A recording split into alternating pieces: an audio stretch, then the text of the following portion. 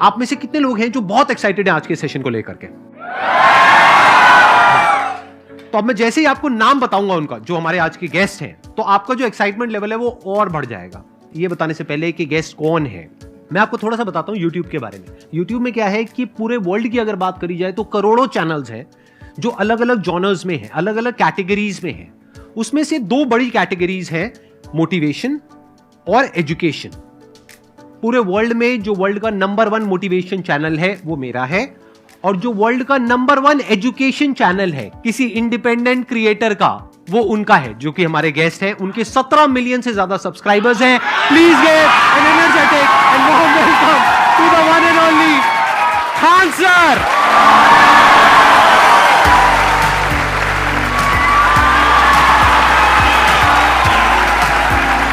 क्या हाल चाल जी, कैसे हैं आप?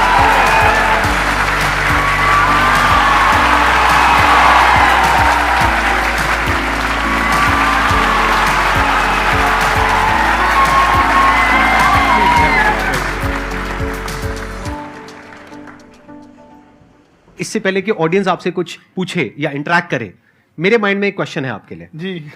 जो बच्चे हैं वो आपके इतने दीवाने क्यों हैं, इतने पागल क्यों हैं आपके पीछे? मतलब मेरे कमेंट सेक्शन में भरा पड़ा था, खान सर कब आएंगे, खान सर कब आएंगे। मतलब ऐसा क्या जादू कर दिया आपने बच्चों के ऊपर? ये सवाल हम आपसे भी पूछते हैं, हमारे पे भी इतना कमेंट आया, इतना मेरे तो ऑफिस में लोग चले आए कि सर कब जा रहे हैं। अच्छा। क्योंकि हम लोग का तो एग्जैक्ट है, वही पढ़ाना है। हाँ। तो देखिए, हम लोग का मेन है कि बच्चों को जो जरूरत रहती है कि अगर लड़का पढ़ने आ रहा है ना, उसके मन में कोई डाउट ना रह जाए। हम उसको कहते हैं कि हम तुम्हें पढ़ा रहे हैं, दम है तो भूल के दिखाओ, याद करके नहीं।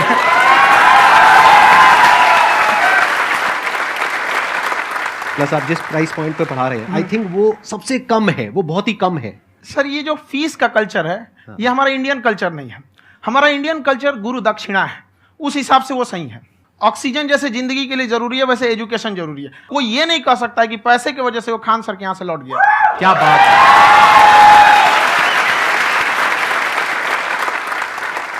मैंने देखा कि आपका ये जो चैनल है कि ये पिछले 3 साल के अंदर अंदर ही ग्रो किया है। हमको जब चैनल शुरू हुआ तो एक दिन में हम 4-5 वीडियो बनाए। एक हमको कुछ आता, आज भी नहीं आता इतना, तो हम देख के कैमरा उमरा तो हम कंफ्यूज हो गए, बाप रे। तो हम एक ही दिन में वीडियो शूट किया, पढ़ाने वाला टॉपिक था हमको। उसके बाद कभी वीडियो ही नहीं, 6-7 वीडियो एक ही बार शूट कर लिए। और एक जो थे जिनका कैमरा वगैरह था, मेरे पास कैमरे भी नहीं थे उस टाइम, और कैमरा 35,000 का था, तो 6 महीना इसी में लग गया। जो 35,000 इसी में फंस जाएगा। तो उनके कैमरे से शूट किए, उन्होंने कोई चार्ज लिया, उसके बाद हम छोड़ ही दिए। लॉकडाउन लगा, तब हम कहें आप कैसे पढ़ाएंगे, वो तो 1 दिन 2 दिन करते करते अचानक लंबा हो गया। तब हमको याद आया कि ओहो, मेरा एक चैनल भी है वहाँ पे। तो उस समय उस पर लगभग 30,000 सब्सक्राइबर हो चुके थे। तो जैसे लॉकडाउन लगा तो उस पर पढ़ाना चालू किया, और पता नहीं क्या लोगों को पढ़ाई में इतना इंटरेस्ट आ गया कि आपका स्टाइल ऐसा है थोड़ा सा। आप आई थिंक पढ़ाई के साथ साथ में जो बीच बीच में आप थोड़ा बहुत छोड़ते रहते हैं ना, मतलब जो एंटरटेनमेंट चलता रहता है। ये बात हम देखिए, जब हम गुलाम थे ना, तो अंग्रेजों ने एक चाल चला था कि भारत को हम फिजिकली गुलाम रखेंगे 100-200 साल, मेंटली 1000 साल कर देंगे। उन्होंने पढ़ाई का मॉडल चेंज कर दिया। उन्होंने ऐसा डिजाइन किया कि ये टीचर की रिस्पॉन्सिबिलिटी है, वो पढ़ा के चला जाए। टीचर की रिस्पॉन्सिबिलिटी यहाँ खत्म नहीं हो जाती।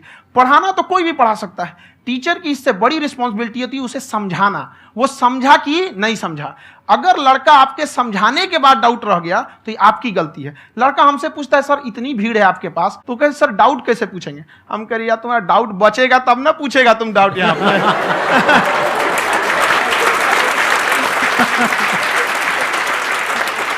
कॉन्फिडेंस नेक्स्ट लेवल है खान सर का, मानना पड़ेगा। और शायद यही वजह है इनकी जो ग्रोथ है उसका। किसी ने शायद सपने में भी नहीं सोचा होगा कि पिछले 2 साल के अंदर अंदर जो आपके चैनल की ग्रोथ हुई है, जैसे आप खुद ही बता रहे हैं कि लॉकडाउन के टाइम पे आपके 30,000 के करीब सब्सक्राइबर्स थे, आज की डेट में 17 मिलियन है। और मेरा एक क्वेश्चन और है, इससे पहले कि ऑडियंस में से आपसे कोई क्वेश्चन पूछे, कि कई बार आप ऐसे भी टॉपिक्स टच करते हैं जो थोड़े से कंट्रोवर्शियल हैं या थोड़े से सेंसिटिव हैं, जिसके ऊपर बात करने की हिम्मत आई थिंक बहुत ही कम लोगों में है। तो आपको कभी ये नहीं लगता है कि कहीं ज्यादा तो नहीं हो रहा है, इसको थोड़ा रोक देते हैं, थोड़ा कम कर देते हैं? क्योंकि कोई लाइन ही नहीं है वैसे तो बोलने को, तो आप कुछ भी बोल दो, कितना भी बोल दो। हुई है कंट्रोवर्सी बहुत बार। एक्चुअली बचपन से हमको फौज में जाना था, और फौज वालों के लिए ये सब मायने नहीं रखता। उसको करना है मतलब करना है, तुम सामने कुछ भी रहो, डजंट मैटर।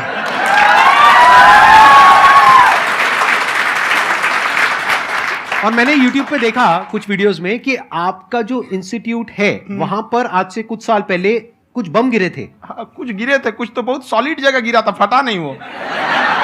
मतलब आपके आसपास। हाँ, बम को भी पता है कि टीचर की इज्जत किया जाता है। क्या बात है, क्या बात है।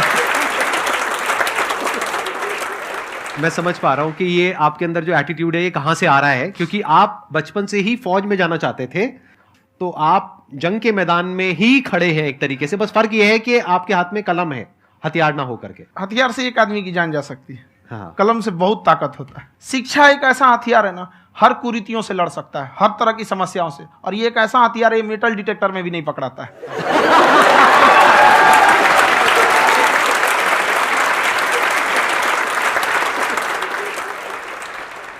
मेरा क्वेश्चन ये है कि अभी प्राइवेट ऑर्गेनाइजेशंस में पीटने का, पनिशमेंट का ये सिस्टम जो है खत्म हो गया है। हम आपके वीडियो में देखे हैं सर कि आप एक बड़ा सा रोल रखे रहते हैं, पुलिस है ना? वाला लाठी है वो, पुलिस वाला लाठी है, और स्टेज पे बुला के बच्चों को उसी से धुनाई शुरू कर देते हैं मस्त एकदम से, है ना?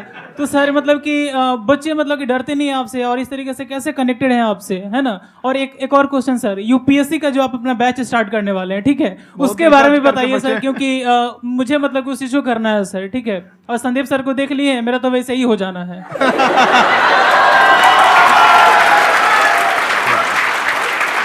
क्या हो जाना है? मेरा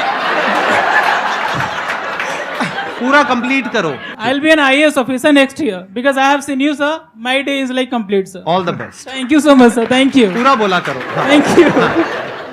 देखिए, लड़कों को जहां तक पीटने की बात है, जब पढ़ाने की बात आएगी तो उसको हम पूरे बेहतरीन ढंग से पढ़ाएंगे। लेकिन जब सजा देने की बात आएगी ना, तो वो भी बेहतरीन ढंग से होगा। ऐसा थोड़ी होगा कि बस एक ही चीज बेहतरीन ढंग से होगा। और डर का होना बहुत जरूरी है। ये डर भी अपने आप में एक मोटिवेशन है, क्योंकि जब आपके अंदर एक थोड़ा सा डर रहे ना, तो डर के भागिए मत।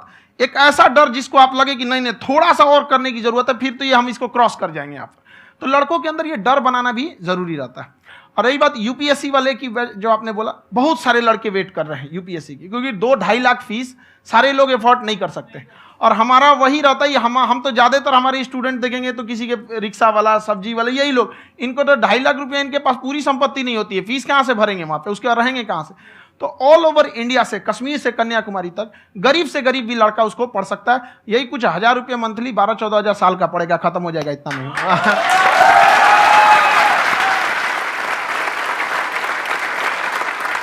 ये जो डंडे वाली बात इन्होंने कही, ये सच है? मतलब आप हाँ, सच में एक डंडा रखते हो पुलिस का ही है वो, और मारते हो?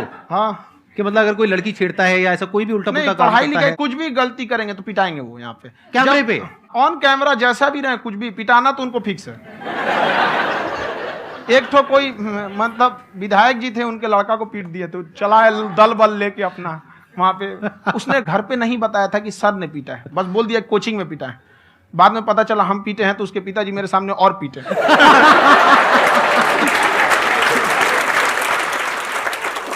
सर आपका सबसे बड़ा डर क्या है, आप दोनों का? फौजी को डरे नहीं लगता है, बाकी अब सर से पूछिए।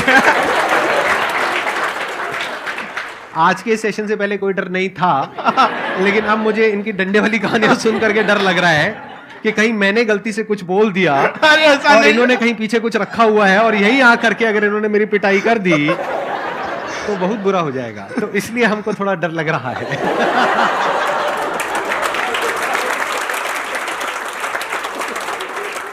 आपकी डेली कितने घंटे क्लासेस होती हैं? 6-7 घंटे।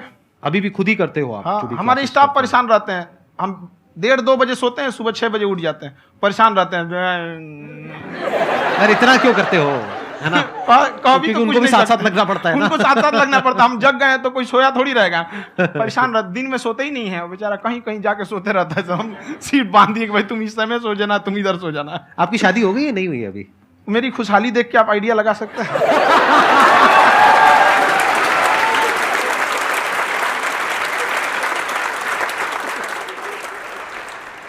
First of all I would like to say sir thank you so much to you and to your team कि आपने मुझे यहाँ आने का मौका दिया। एंड सर अब तक मैंने आपको सिर्फ फ़ोन या लैपटॉप में ही देखा है दोनों को, आज फर्स्ट टाइम लाइव देख रही हूँ तो बहुत अच्छा लग रहा है। तो मेरा क्वेश्चन ये है सर आपसे, जब हम लाइफ में कोई डिसीज़न लेते हैं कि हमें ये पर्टिकुलर चीज़ करनी है, और क्योंकि हम डिसीजन लेते हैं तो हमारी आदत है कि पहले हम 4 लोगों से पूछते हैं कि तू बता तेरी क्या राय है, तू बता तेरी क्या राय है। तो उनमें से अगर कोई हमें कह देता है कि ये बेकार डिसीजन है मत कर, तो हमारा माइंड कहीं ना कहीं डाइवर्ट होने लगता है और उसकी वजह से हम अपना डिसीजन चेंज कर देते हैं। तो मेरा क्वेश्चन ये है कि कैसे हम अपने डिसीजन पे स्टिक रहे, कैसे हम जो दूसरे के ओपिनियन है उनको अफेक्ट ना होने दें अपने ऊपर। दूसरे से सलाह लेने से पहले एक बार खुद उस पर रिसर्च कर लेना चाहिए, ताकि आप सामने वाला क्या सलाह दे रहा है आपको समझ में आना चाहिए। यहाँ पर ऐसा नहीं है कि कई बार ऐसे होते हैं कि दूसरे वाले को एक्सपीरियंस होता है, तो अगर आपको पहले से आइडिया है, उसके बारे में आप बेहतरीन ढंग से रिसर्च किए हैं कि क्या इसमें प्लस पॉइंट है क्या निगेटिव है, उसके बाद आप किसी से सलाह लेने जाइए। ये नहीं कि मन में आया सीधा बता गड़बड़ा जाएगा। तो वहाँ पे पहले आपको R&D करना पड़ता है, समझ में आया कि नहीं। और जिंदगी हो या गाड़ी, जीतेगा वही जो टाइम पे गियर चेंज कर रहा है। तो डिसीजन चेंज करना बहुत ज़्यादा गलत नहीं है। इन्होंने बहुत अच्छी बात कही है और मैं इसी बात में थोड़ा सा और ऐड ऑन करूंगा कि ये जो आपने कहा ना कि अपने डिसीजन पे स्टिक कैसे रहें, ये कोई अच्छी क्वालिटी नहीं है, क्योंकि टाइम टू टाइम आपको अपने डिसीजंस को चेंज करना होता है। जैसे आपने 4 लोगों से डिस्कस किया, कोई इंसान कुछ पॉजिटिव बोल रहा है, कोई नेगेटिव बोल रहा है, उससे फर्क नहीं पड़ना चाहिए। डिपेंड ये करता है कि वो जो बोल रहा है उसका बेसिस क्या है। क्या वो किसी नॉलेज या एक्सपीरियंस के बेस पे बोल रहा है या ऐसे ही कुछ भी बोल रहा है? ऐसे ही बोल रहा है तो फिर उसकी बात पे ध्यान क्यों दे रहे हो? अगर किसी नॉलेज या एक्सपीरियंस के बेस पे बोल रहा है, फिर चाहे वो पॉजिटिव बोल रहा है चाहे नेगेटिव बोल रहा है, दोनों ही मायने रखता है। उसके बाद में रिसर्च करनी है और फिर रिसर्च करने के बाद में फाइनल डिसीजन अपना खुद का होना चाहिए। अब वो डिसीजन उससे अलग भी हो सकता है जो आपने पहले लिया था, और वो सेम भी हो सकता है। सर मेरा क्वेश्चन दोनों से है आपसे, how to deal procrastination and laziness. हमारा ब्रेन है ना, ये बहुत आलसी टाइप का है, इसको आराम खोजना पसंद है। अब थोड़ा सा भी अब इसको आराम की ओर लेके चले गए ना तो फिर उधर ही रहेगा। आप सोचेंगे 10 मिनट आराम कर लेते हैं ना, तो 10 मिनट 2 घंटा बना देगा। उसको टॉर्चर कीजिए, चल 10 मिनट बाद में उसको आप उस पर हावी मत। वो कह रहा है कि हमको आराम चाहिए, आपको हाँ आराम मिलेगा, पहले काम फिर मिलेगा आराम। तो आप उसके हिसाब से मत चल। आपका मन कर रहा है थोड़ा सा देख लेते हैं, कोई नोटिफिकेशन आया, आप कोई काम कर रहे हैं, क्यों पहले काम कर लीजिए, बाद में देखिएगा ना नोटिफिकेशन। आप हावी मत होने दीजिए यहाँ पे। अगर आप 5 मिनट भी थोड़ा सा लूज पड़े ना, थोड़ा सा कमर सीधा कर लेते हैं, 2 घंटा बर्बाद कर दिया आपको। हावी मत होने दीजिएगा उसको अपने ऊपर। प्रोक्रेस्टिनेशन को तोड़ने का एक ही तरीका है, सबसे छोटे लेवल पे ले जा करके उस गोल को तोड़ दो। यानी वो गोल बहुत बड़ा है, उसको ब्रेक डाउन करो, उसके सबसे पहले स्टेप पे आ जाओ कि उसको अचीव करने का सबसे पहला स्टेप क्या है। जैसे गाड़ी चलाना सीखना है, उसका सबसे पहला स्टेप क्या है। अगर घर में कोई नहीं है सिखाने वाला या सिखाने वाली, तो बाहर जा करके जो गाड़ी का ड्राइविंग स्कूल है उधर जा करके पैसे दे दो। अब फंस गए ना तो फंसा दो अपने आप को। दिमाग ये लगाओ कि अपने आप को कैसे फंसाया जाए। जब हम फंस जाते हैं ना तो फिर हमको वो काम करना ही पड़ता है। Then there is no looking back. जब तक आप सोच रहे हो तब तक सोच रहे हो, उसको बोलते हैं पैरालिसिस ऑफ एनालिसिस, कि आप सोचते चले जा रहे हो अपने माइंड में, मैं ये करूंगा वो करूंगा वो करूंगा वो करूंगा, और प्रोक्रेस्टिनेट हो रहा है, वो चीज टलती चली जा रही है। तो उसको छोटे से छोटे लेवल पे ब्रेक डाउन करके उसको कर दो, दैट इज नंबर 1। और जैसे ही करना शुरू करते हो, कोशिश करो कि उसको जब तक कि आप सही से नहीं कर लेते हो उसको छोड़ना नहीं है, तो आपकी लेजीनेस भी खत्म हो जाएगी। कई लोगों को तो हमने देखा जो सप्ताह में कुछ भी नहीं करता, वो भी संडे को आराम कर रहा है।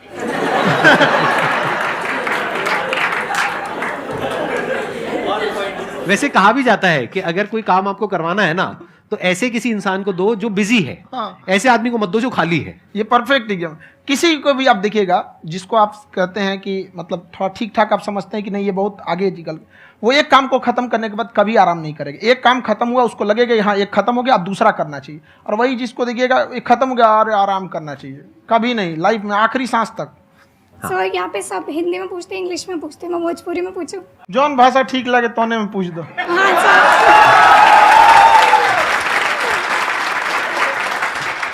सर ये पूछे के चाहते नहीं कि जैसे हमने के पढ़ाई करी नहीं सर, तो कभी कभी डेली टारगेट्स जो होला वो कंप्लीट ना होला। अगर टारगेट्स कंप्लीट भी होला तो फिर ऐसा इरिटेशन या फिर वो एंजाइटी या फिर कि और करना है या फिर अभी नहीं हुआ, वो चीज़ हमेशा रहेला। तो वो कम कैसे करल जाए? देखिए टारगेट्स को ना हम लोग को एक अपने हिसाब से पहले फिट करना चाहिए। ऐसा नहीं कि दूसरे किसी इंसान को देख के हम टारगेट फिट कर ले। कोई लड़का 8 घंटा पढ़ रहा है, कोई पहली बार अभी पढ़ना ही चालू किया, उसको देख के 8 घंटा पढ़ेगा तो पढ़ाई छोड़ देगा। तो आप अपनी क्षमता के हिसाब से देखिए कि आप कितना पढ़ सकते हैं। अगर आपने एक घंटे को बना लिया कि हम 1 घंटा पढ़ सकते हैं, अगले 1 हफ्ते तक उसको सस्टेन रखिए। जिम में कैसे करते हैं लोग, पहले दिन उठा लीजिएगा 1 कुंटल तो हार्ट अटैक हो जाएगा। तो वो धीरे धीरे टारगेट सेट कीजिए और अपनी क्षमता को भी देखिए। हर इंसान की क्षमता अलग है। कंगारू को देख के हाथी छलांग मारेगा, पैर तोड़ के बैठ जाएगा।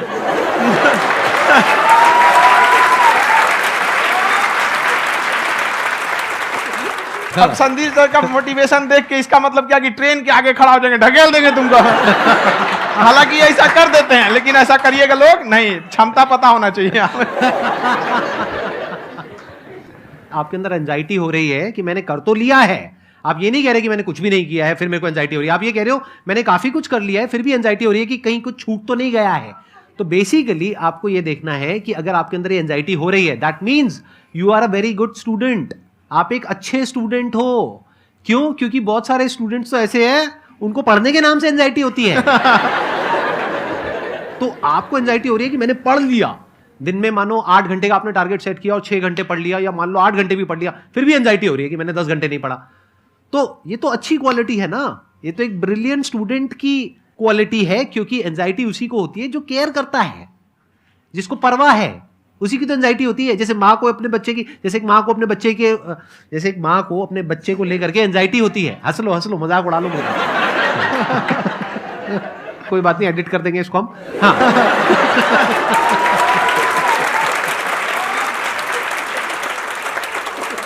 जैसे एक माँ है, उसको अपने बच्चे को लेकर के एंजाइटी होती है, थोड़ी सी भी तबीयत खराब हो जाए उसको एंजाइटी होती है, चाहे बच्चा ठीक भी है, डॉक्टर को नहीं होती है। क्यों? क्योंकि माँ को उस बच्चे से प्यार है। तो दैट मीन्स कि आप अपनी पढ़ाई को लेकर के सीरियस हो, इस वजह से आपके अंदर एंजाइटी हो रही है, विच इज नॉर्मल। जहां पर प्यार मोहब्बत होती है वहां पर थोड़ी बहुत एंजाइटी तो होती ही है ना। समझ रहे हो ना मैं क्या कहना चाह रहा हूं? आप लोग समझ रहे हो ना मैं कहां जा रहा हूं? जब वो किसी और से बात करती है तो एंजाइटी होती है ना।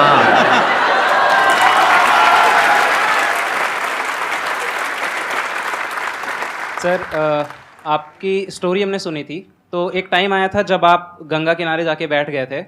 उस समय आपको कुछ समझ नहीं आ रहा था, तो उस समय मतलब आपने ये डिसीजन कैसे लिया कि अब आगे नहीं, यहाँ से वापस जाना है? रास्ता ही नहीं था। घर जाने के लिए एटलीस्ट 90 रुपए चाहिए थे, जेब में 40 रुपए थे। कैसे घर जाते हैं?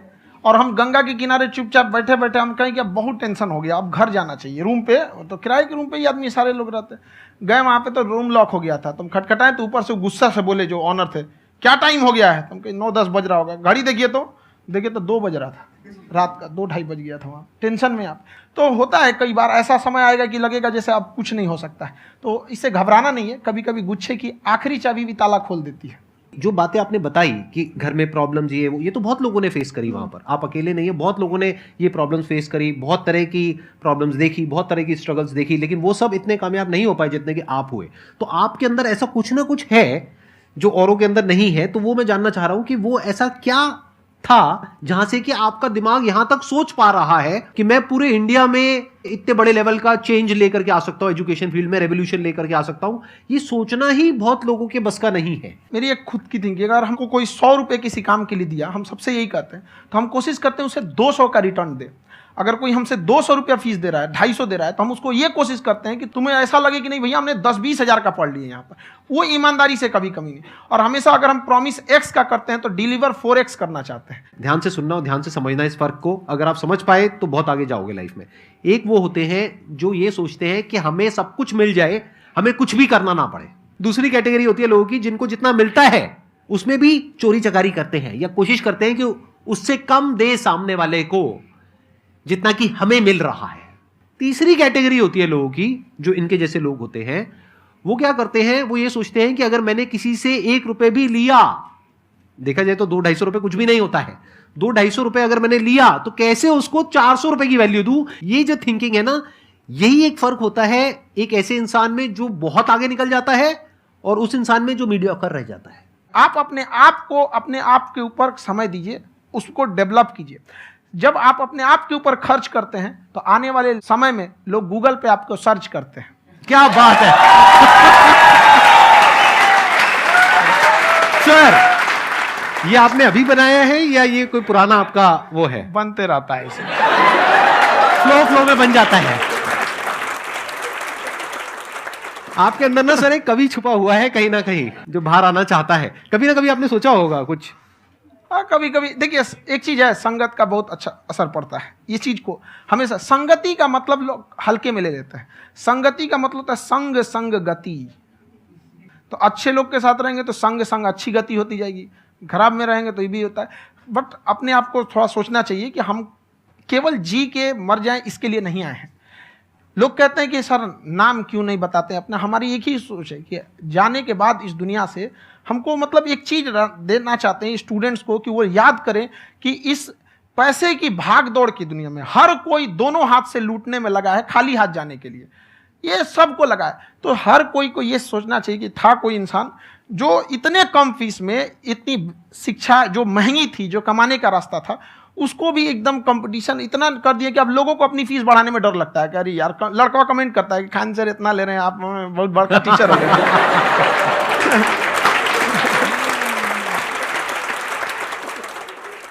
खान सर की एक क्लिप है, ये समय और समझदारी में बहुत फ़र्क होता है। अगर समय रहते समझदारी आ गई तो इंसान कामयाब हो गया, लेकिन अगर समय चला गया फिर समझदारी आई फिर तो बेकार है।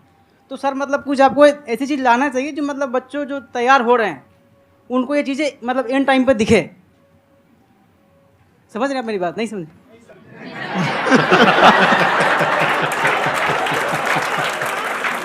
यही होता है सर, सर का मोटिवेशन ज्यादा हो जाता है। जब आप स्ट्रगलिंग फेज में हैं तो कम से कम चीजों को अपने ऊपर खर्च कीजिए, ज्यादा से ज्यादा सीखने में खर्च कीजिए। अगर आपको राजा बनने का शौक है तो गुलाम की तरह मेहनत करना सीखिए, तब राजा बनेंगे।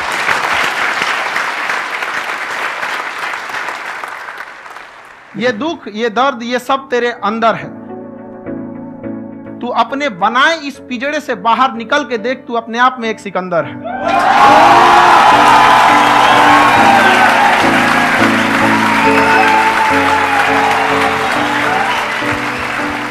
Thank you so much sir for coming. बहुत मजा आया मेरे को आपके साथ में इंटरेक्ट करके। आई एम श्योर आप लोगों को भी बहुत मजा आया होगा।